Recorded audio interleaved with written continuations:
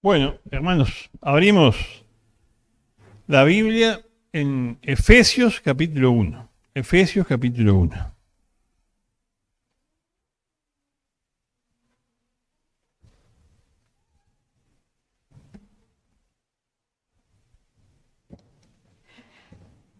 Vamos a leer del versículo 1 hasta el 14. Dice así.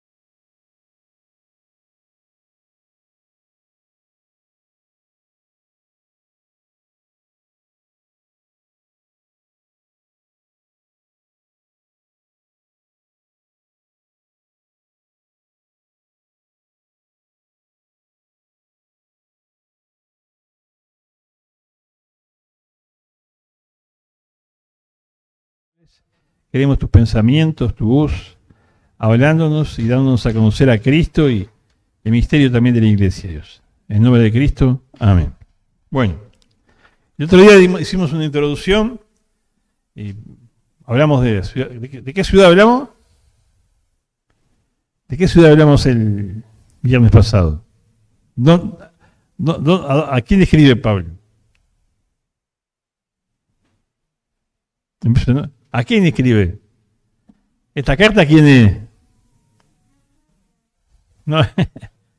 A ver, ayúdame. A ver si nos recordamos de algo. A Éfeso. A los creyentes que estaban en Éfeso. Que era una ciudad que estaba en... ¿Qué país hay ahí hoy? ¿Qué país es? Turquía, ¿verdad? Se habla de Asia Menor, pero es Turquía, ¿verdad? Hoy es Turquía. Turquía era un país muy importante, ¿se acuerdan? Porque hoy le diríamos la ruta de la seda, ¿verdad? O sea, el comercio de China hacia todos los países orientales de esa zona, pasaba por ahí, una zona muy importante. Hoy sigue siendo un lugar muy importante del mundo, muy cosmopolita. Ahí las iglesias, ahí la iglesia se creció muchísimo en aquellas épocas del siglo I, II, III. Ahora hay muchos musulmanes, ¿no? Pero también hay muchos creyentes en Turquía, una ciudad muy importante. Hablamos de Pablo.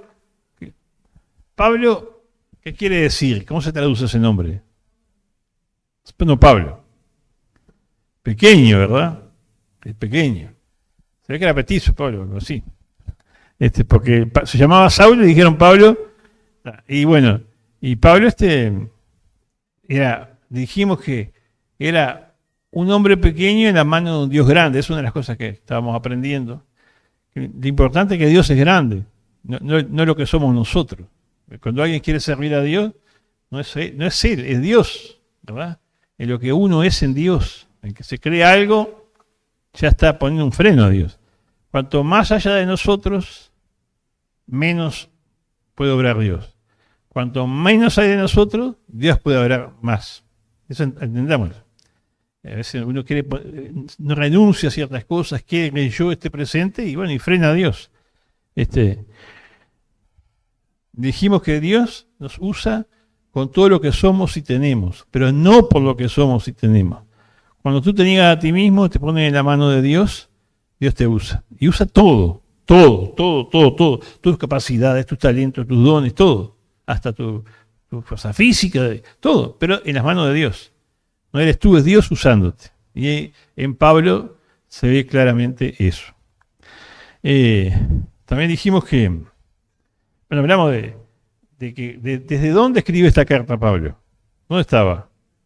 En la cárcel, ¿verdad? Escribe 4 cartas en la cárcel. Esta es una de ellas, una carta desde la prisión. Muy interesante eso, ¿no? Pablo estuvo preso no por delincuente, sino por creyente, ¿verdad? Hubo mucha persecución, sufrió muchísimo. Era apóstol, era un enviado de Cristo, pero sufre muchísimo por ser creyente, ¿verdad? De todo le pasa. Pero siempre se mantuvo fiel hasta el final. Y fue un gran hombre de Dios. Entonces, algunas cosas de este pasaje, porque este pasaje lo vamos a volver, si Dios quiere, a ver algunos temas muy importantes dentro de 2 viernes. Desde ya le digo que el próximo viernes no hay charla, porque está el campamento de familias y gran cantidad de nosotros vamos a estar allá. Así que el viernes no hay charla. El domingo, en la noche sí pensamos tener reunión, porque ya termina el mediodía el campamento, así que de noche podemos tener toda la actividad. Pero el viernes nos vamos a concentrar allá, vamos a publicar los links para que no puede ir. Se puede ir, ¿no? Porque es importante aclarar que aunque no estén como acampantes, a escuchar las charlas, a tener comunión se puede ir libremente, no hay problema con eso. ¿Tá? Eso en paréntesis. Bueno. Entonces, Pablo, apóstol de Jesucristo, por la voluntad de Dios. Es interesante que la autoridad de Pablo para decir lo que dice no viene de los hombres, viene directamente de ¿quién? De Dios. Él fue enviado, que eso quiere decir apóstol, por Dios. Fue comisionado por Dios, fue elegido por Dios. Ahora yo les pregunto, ¿Pablo fue elegido por Dios por sus atributos? ¿Por lo que él era? ¿Fue elegido por eso? O sea, Pablo, ¿era digno de ser elegido por Dios para la tarea que le iba a encomendar? No, creo que no era digno de nada. ¿Qué estaba haciendo Pablo cuando se encontró con Jesucristo? ¿Verdad? Dice que una luz más poderosa que la luz del sol, porque cayó ahí. ¿Verdad? O sea, no lo eligió por digno, lo eligió porque Dios quiso. Porque es lo que decíamos, Dios elige al que quiere para lo que quiere, cuando quiere y como quiere. ¿Verdad? Dios es el soberano, es el que elige. Eligió a esta persona como instrumento que, como decíamos, nosotros no lo hubiéramos elegido, porque era una persona que abominaba, como buen fariseo que era, a los que no eran judíos, no los quería ni ver. No comía con ellos, no iba a entrar a la casa de ellos, eso le pasaba mucho, hasta a Pedro le pasaba eso. ¿Cuánto más a Pablo, que era mucho más fanático, ¿no? Era un religioso fanático, que perseguía creyentes y ha conseguido orden para ponerlos presos. Entonces, pero Dios elige a que quiere, elige a esta persona que nosotros no hubiéramos elegido, ¿verdad? Porque los pensamientos de Dios no son otros pensamientos. Y los caminos de Dios no son otros caminos. Entonces, cuando venimos a Dios y cuando venimos a la Biblia, tenemos que entender que tenemos que desprendernos de nuestros preconceptos para conocer a Dios. Dios es diferente, ¿verdad? Mira, Dios es lógico, es racional, es inteligente, es entendible, pero no es como nosotros. Y entonces, vamos a encontrar muchas veces vamos a encontrar que nuestros pensamientos son opuestos a los de Dios. Que Dios no es como nosotros, tiene otra visión de las cosas. ¿Me explico? Entonces, cuando nos encontramos con eso, ¿qué tenemos que hacer? Encontramos que Dios tiene otra visión de las cosas, que sus pensamientos son diferentes, que sus caminos son distintos, que me ponga a discutir con Dios. Yo digo, o sea, hasta aquí te la llevo, pero en esto dejamos, no es así. Dios, es amor, es sabio, y Él tiene el camino. Vamos a tener que renunciar, ¿verdad? Negarnos a nosotros mismos, tomar nuestra cruz y seguirlo. En todas las cosas. Y Pablo lo hizo. Entonces, Pablo fue elegido por la voluntad de Dios y le escribe, dice, a los santos y fieles en Cristo Jesús que están en Efeso. Santos y fieles. ¿Qué quiere decir santos y fieles?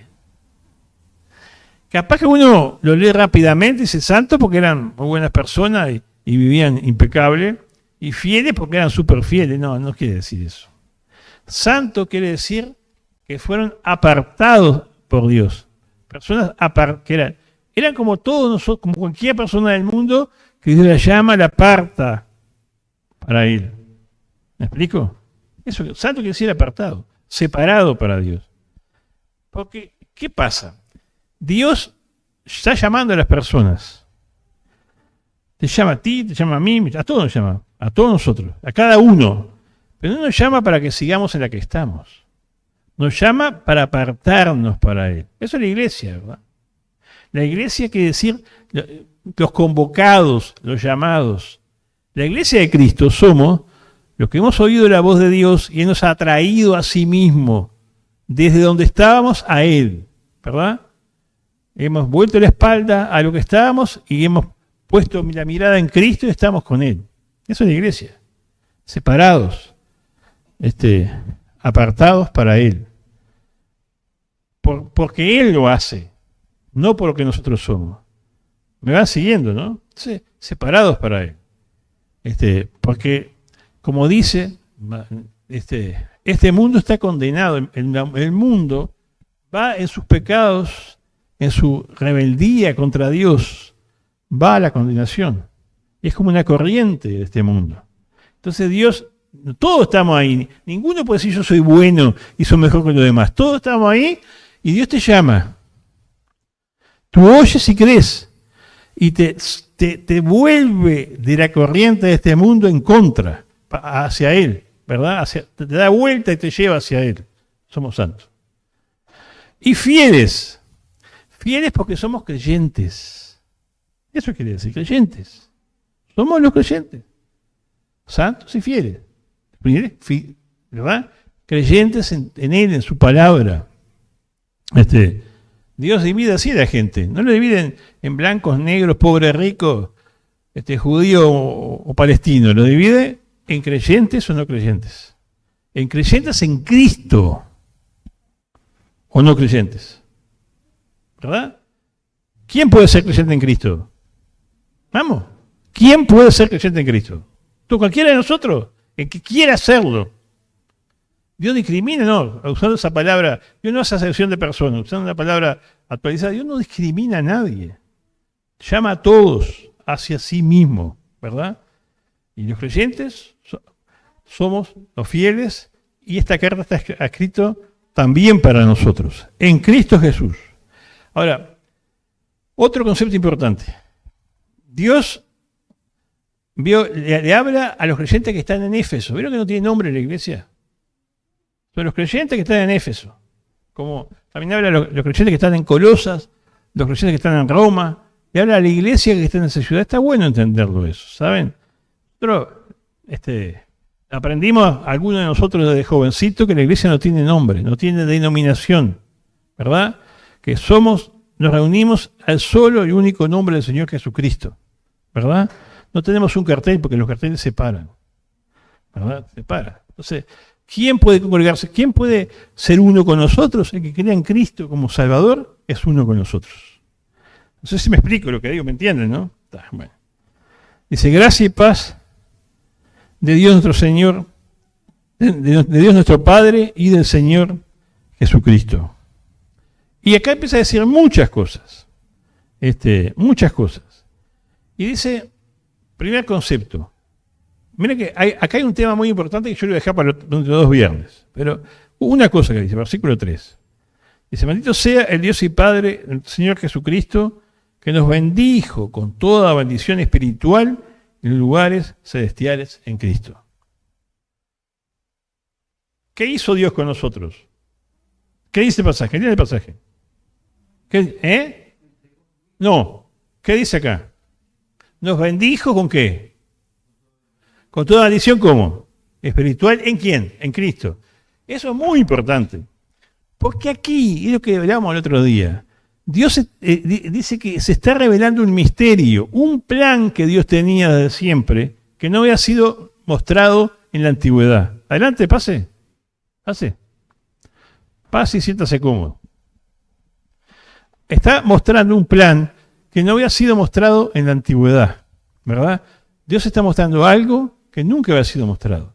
Usted lee en todas las páginas del Antiguo Testamento y Dios habla principalmente del pueblo de Israel. Habla del pueblo de Israel. Y a través del pueblo de Israel, Dios se da a conocer a la gente. Y Dios para el pueblo de Israel tenía y tiene un plan, ¿verdad? Que en el futuro se va a cumplir. Y las bendiciones prometidas al pueblo de Israel son bendiciones como terrenales. Si te portas bien, vas a tener larga vida. Dios te va a prosperar. Eran bendiciones terrenales, son bendiciones terrenales para el pueblo de Israel. Dios le dio una tierra específica, un lugar en el mundo, una tierra, para que Dios estuviera en esa tierra. ¿Verdad? Es muy interesante. Y a cada una de las 12 tribus les dio una parte de la tierra prometida, y después a las familias que integraban cada tribu les dio una parte, y era su tierra. Bendiciones materiales. Básicamente era eso. Pero ahora Dios está formando un pueblo. Una canción decía, Dios está formando un pueblo verdadero Israel. A ese pueblo pertenezco por su gracia y gran poder. Es un pueblo distinto. Un plan diferente que no había sido mostrado en la antigüedad. Yo reitero algunas cosas. A ver si los que estudian la Biblia. Por supuesto que en el Antiguo Testamento se hablaba de los que no eran judíos, se iban a salvar también. Que iba a haber gente convertida que no era judía. Eso está. Y hay ejemplos. Y como le decía, en Isaías, interesante, una cosa que uno dice, en Isaías dice que Asiria, Egipto e Israel iban a adorar juntos, ¿verdad? Egipto es su amado, pero tres juntos. Israel, por supuesto, pero Dios, pero los otros eran pueblos que hasta fueron enemigos de Dios, del pueblo de Dios. Sin embargo, está profetizado eso. O sea, la salvación del no creyente es algo que está profetizado. ¿Qué es lo que no estaba dicho nunca? Y lo que Dios, el plan que Dios no revela, no se puede conocer por razonamiento ni por inteligencia. Lo que conocemos de Dios y de sus planes, lo conocemos por revelación. Y bueno, era que Dios iba a formar un pueblo diferente, un pueblo único, formado por judíos y por no judíos, pero distinto. Ya no importaba la etnia, no importa la etnia, importa la fe en Cristo, que te hace algo diferente. ¿Me siguen hasta ahí? ¿Se entiende? Ese es el misterio, el plan de Dios, que siempre tuvo, como dice acá, pero que no había sido mostrado. Y a Pablo le es concedido el privilegio de comunicar ese plan. Dios se lo da a Pablo para que nos diga a todos nosotros. Y así que la iglesia es un plan de Dios, una idea, un proyecto, como se dice ahora, de Dios, de siempre, el más grande proyecto, porque el pueblo de Dios es más sublime que todos los otros, ¿verdad? La iglesia de Cristo es llamado la esposa del Cordero, como si fuera la esposa del Cordero, y muchas cosas más, ¿verdad? Es comparado con muchas cosas buenas. Los creyentes en Cristo, que somos la iglesia, somos algo nuevo. Y se ha cumplido ese plan, ¿verdad? Porque la iglesia, ¿en qué ciudad nació la iglesia? ¿En qué ciudad? Fuerte. ¿Dónde? En Jerusalén, ¿verdad? Jerusalén. Los primeros creyentes se habían reunido, esperando que viniera el Espíritu Santo. Vino el Espíritu Santo, ahí nació la iglesia. Cuando la venida del Espíritu Santo sobre los creyentes, nació la iglesia. ¿Y se ha extendido? ¿Hay algún judío acá? No machete. ¿Hay un judío? ¿Hay algún creyente judío? Por supuesto, Efraín, que está enfermo, es un creyente judío. Dios lo ha salvado. Y así hay muchos. Pero, ¿alguno que es judío? No. No. Somos uruguayos.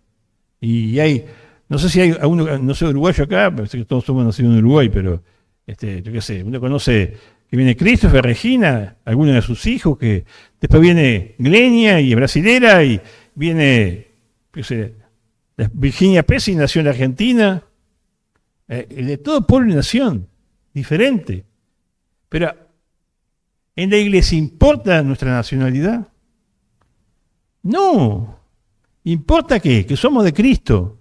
Somos un pueblo, tenemos una ciudad. La ciudadanía nuestra no está en la tierra, está en los cielos. ¿Hasta ahí entendemos? Entonces dice que Dios, al Antiguo Testamento, Israel lo bendijo con un tipo de bendiciones, que eran terrenales. Pero a la iglesia la bendice con bendiciones espirituales en Cristo. Nuestras bendiciones son espirituales. Nuestra promesa, y esto grabémoslo, no está en este mundo. Nuestra esperanza, no está en las cosas de este mundo. Está en las bendiciones espirituales en Cristo. Lo que Dios nos ha prometido es en Cristo. Nosotros vamos a tener todo lo que Cristo tiene. Somos objeto de todo lo que Cristo hace. Y la obra de Cristo en el futuro también es nuestra. Porque nosotros estamos en Cristo. Lo de Él nos pertenece. Es una herencia que nos pertenece. ¿Verdad? Es tremenda las bendiciones. Entonces quiero decirte, esto tiene una aplicación. Son bendiciones espirituales en Cristo. Por supuesto que Dios cumple su promesa de estar con nosotros todos los días hasta el fin del mundo.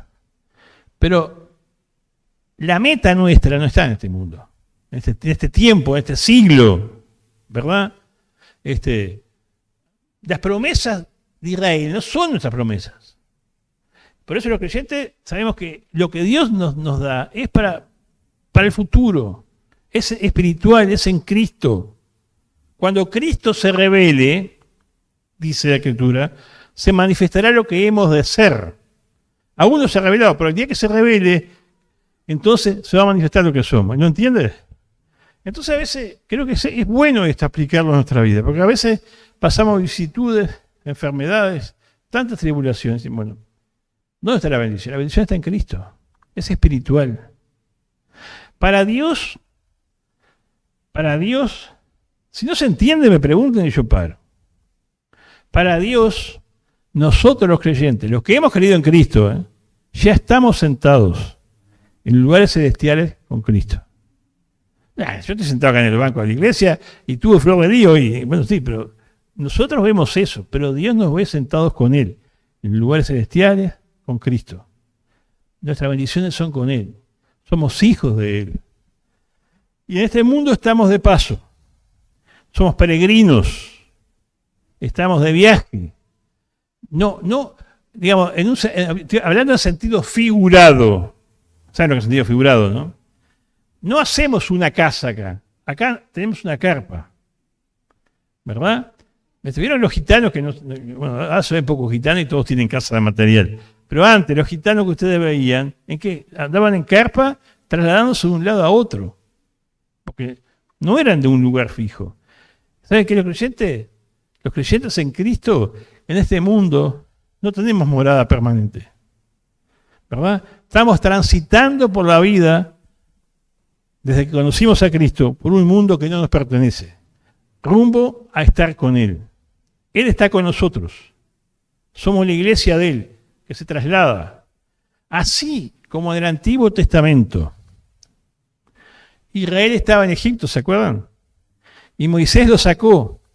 Y atravesaron el desierto para llegar a la tierra prometida. No eran del desierto.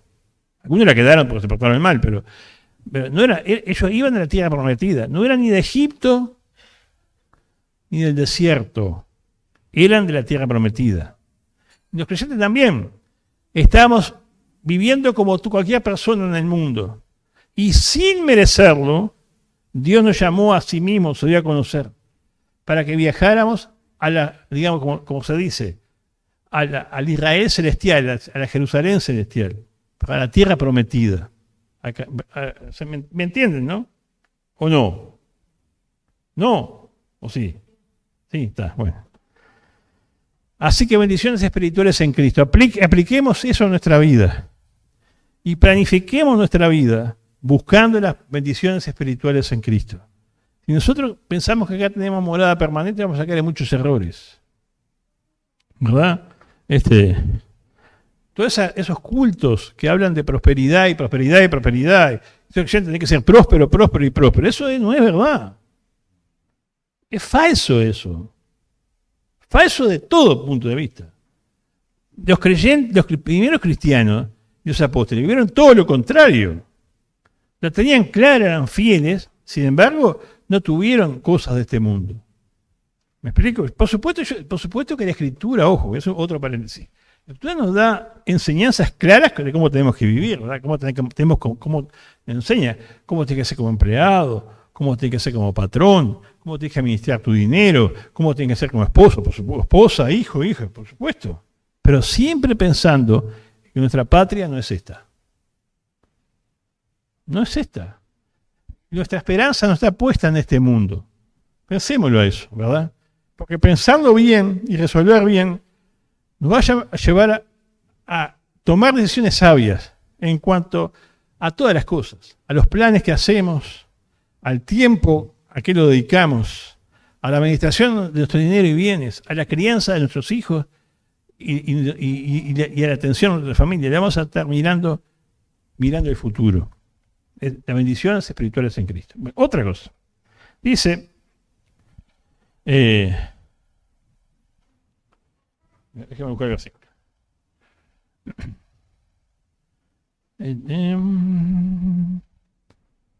Siguiente, esperen un poquito. Dice, versículos 6 y 7. Dice, versículo 5 dice que habiéndonos predestinado para ser adoptados hijos suyos por medio de Jesucristo, según puro efecto de su voluntad, para alabanza de la gloria de su gracia, con lo cual nos hizo aceptos en el amado, en quien tenemos redención de pecados, redención por su sangre, perdón de pecados, según la riqueza de su gracia. Dos cosas que quiero mirar. Una, nosotros, dice,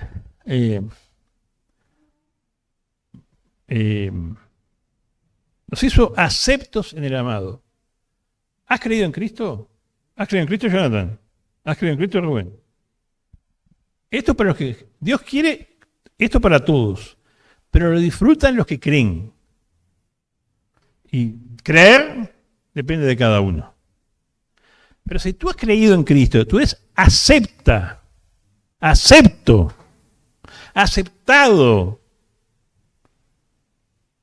en Dios, por Dios, en Cristo, en el amado. El amado es Cristo. Entonces, uno tiene que verse así. Yo soy aceptado por Dios, no soy rechazado por Dios. Pero uno se mire, sigue siendo pecador, hace macanas todos los días, ¿verdad? Se ve a sí mismo y dice, ¿qué voy a hacer? Como creyente soy un fracaso, pero eres acepto. No eres acepto por lo que tú eres, por lo que tú haces. Eres acepta en Cristo. Él es el mérito. Él te hace acepto. No lo que tú eres. Porque ninguna persona puede ser aceptada por Dios por sí mismo. Eres aceptada por Cristo. Y te puedes presentar delante de Dios sabiendo que te acepta, que... ¿Vieron cuando uno tiene que presentarse ante una autoridad y no lo aceptan, no lo reciben? Bueno, en Cristo te reciben, eres aceptado, entras a la misma presencia de Dios por Cristo. ¿Me explico? No por tus méritos, por Cristo. Tienes que entenderlo. Cuando venimos a la mesa del Señor, venimos como personas que somos aceptadas por Dios. No puedo creer que seas aceptado. Claro, porque es tan grande que Dios te acepte. No puede ser, mira que yo tengo muchos defectos, pero no es, Dios conoce más que tú los defectos, pero te acepta en Cristo, porque Cristo no tuvo defecto y en la cruz cargó con nuestros pecados, es lo que está diciendo acá. Y nos acepta porque Él quiere aceptarnos. Y después dice, en quien tenemos redención por su sangre, el perdón de pecados, según la riqueza de su gloria. Nosotros los creyentes antes éramos esclavos del pecado, esclavos condenados, con destino a la perdición. Todos. Como la humanidad es esclava del pecado. La gente se cree libre, que puede hacer lo que quiera. Viene eso que dice, ese pensamiento tan común. Haz lo que sientes. Sigue tus deseos, ¿verdad? Sé libre. Y no conoce que nadie es libre. Somos esclavos de nuestro pecado, de nuestro egoísmo. Porque el que no tiene a Dios es un esclavo del pecado. Cristo te libra. Eso quiere decir redención. Es decir, redimido. Eras un esclavo en el mercado de esclavos y viene Cristo y te compró para sí mismo, te liberó. No para venderte de nuevo, sino para que estés con Él. Eres libre. Eres libre. Los creyentes somos libres en Cristo. Somos libres. Tenemos que disfrutar de la libertad, que es otra cosa. Y tenemos el perdón de los pecados. ¿Verdad que a veces nosotros nos sentimos culpables? ¿Cuántas macanas hemos cometido que nos hace sentir culpables? Y cuando nos sentimos culpables, y la gente culpable busca subterfugios para huir de su culpabilidad. A veces trata de justificar las macanas que ha hecho, pero uno sabe que en el fondo que las hizo mal. O sea, las justificaciones que uno se hace a sí mismo duran un tiempo, pero después se caen esos razonamientos, ¿verdad? A veces las macanas que uno hace, trata de echarle la culpa a otros. Es lo más común. Yo hice esto, sí, pero mi papá, mi mamá, mi vecino, que a mí me hicieron esto, y tal. Entonces uno le echa la culpa a los demás. Es así. Pero Cristo te perdona. Te perdona. Los cristianos somos perdonados. Dios no tiene nada contra sus hijos. Nada contra los creyentes en Cristo. Estás perdonado. No hay acusación. Hay que disfrutar del perdón. Disfruta del perdón. Disfruta del perdón. ¿Hiciste muchas macanas? Está bien que uno reconozca que hizo macanas. Sí, mira las macanas que hiciste y entiende que Dios te ha perdonado. Dios no dice que no hiciste macanas, pero te perdona. Y quiero que entendamos que esto es en Cristo, por la sangre de Cristo. Sí, mira, Dios, pues yo hice esto y defraudé a esto y no le fui fiel a esto y no atendí a fulano que iba a atender. Tantas cosas que uno dice y que sabe que hizo. Dice, sí, mira, fulanito, fulanita. Mira, Maurito, eres peor de lo que tú piensas. Yo sé todo lo que hiciste. Conozco en detalle. Pero todo eso que tú hiciste merece la muerte. Escúchame. Pero Cristo murió por ti. ¿Entienden lo que digo? Sí, la paga del pecado es muerte, merece el juicio, pero Cristo recibió el juicio por nosotros. Y si Él lo recibió, ya está arreglado. No es gratis el perdón. Para nosotros es gratis. Pero para Dios dártelo, Él pagó. ¿Me explico? Dios pagó por tu perdón. Experimenta, disfruta del perdón. ¿Verdad? Primero hay que reconocer los pecados. Pero puedes entender que Cristo pagó por tus pecados. Estás libre. No te acuses. Tú a Dios con los pecados que te perdonó. Dice, ¿pero qué estás hablando? Ya fue eso. Ya fue. Dice, pero sí, pero hice mal y dañé, sí, pero ese daño que tú hiciste ya fue pagado. No es un perdón gratis. Dios pagó por tu perdón. Gloria a Él. Es tan bueno esto porque uno entiende que Dios pagó por el perdón de uno, que Cristo pagó por el perdón de uno. En primer lugar que es humilde, ¿verdad? No saca pecho. Pero se siente tan bien. Yo soy tan pecador, pero ya está solucionado por Cristo. Puedo transitar por este mundo sabiéndome perdonado. Por supuesto que a veces uno hace cosas que tienen consecuencias de vida, pero estás perdonado. Claro, si yo mato a uno voy preso, y si me convierto en la cárcel, soy perdonado. Por supuesto que ante la ley del hombre voy a tener que pagar. Pero soy perdonado. Soy perdonado por Dios. Hay tantos testimonios buenos de gente que ha experimentado el perdón. Es muy importante experimentar el perdón. ¿Verdad? El perdón hay que aprender no solo a recibirlo, ya somos perdonados, a disfrutarlo. Se disfruta cuando entra en la presencia de Dios. Señor, tú sabes que no, yo no me puedo perdonar a mí mismo, pero tú me perdonaste. Y si tú me perdonaste, ¿qué me tengo que martirizar yo? Hay gente que piensa que si se martiriza a sí mismo, como que Dios lo perdona. No, Dios no te perdona porque tú te martirices a ti mismo. Dios te perdona porque tú te autoinfliges castigos. Dios te perdona porque Cristo murió por ti. ¿Se puede entender esto? ¿Verdad? Es tan importante. Las riquezas de la gracia de Dios son tremendas. Tan importante entenderlo porque hasta ha habido en la historia de la iglesia, siempre hay muchas, gente que siendo creyente se extravía. Pero había creyentes, por ejemplo, aquel Rasputín, el religioso que era asistente del zar y de la esposa del zar, de la zarina. Él pertenecía a una secta católica que se autopegaban. Pero se pegaban en serio, ¿eh? Porque se reconocían pecadores, se castigaban a sí mismos. ¡Qué error!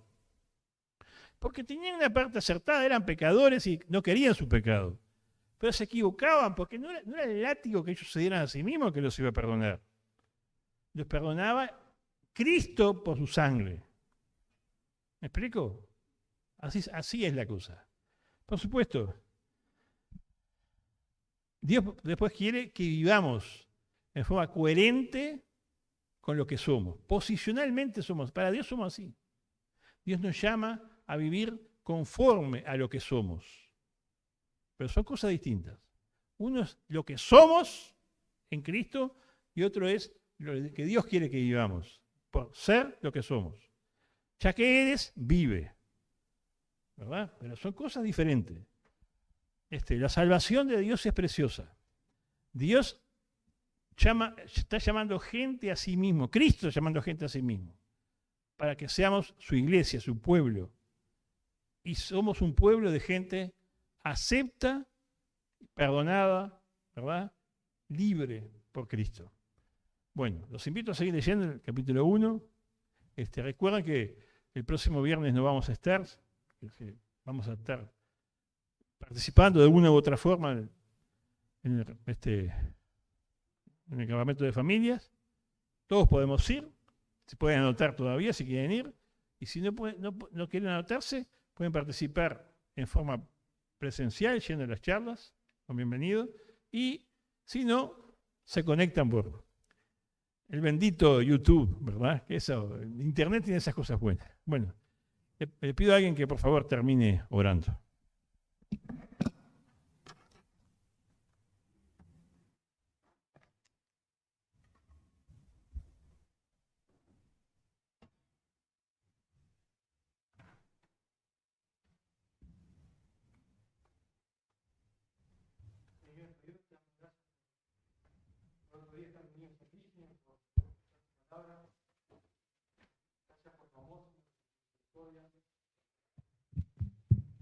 Gracias porque un día nos alcanzaste, Señor.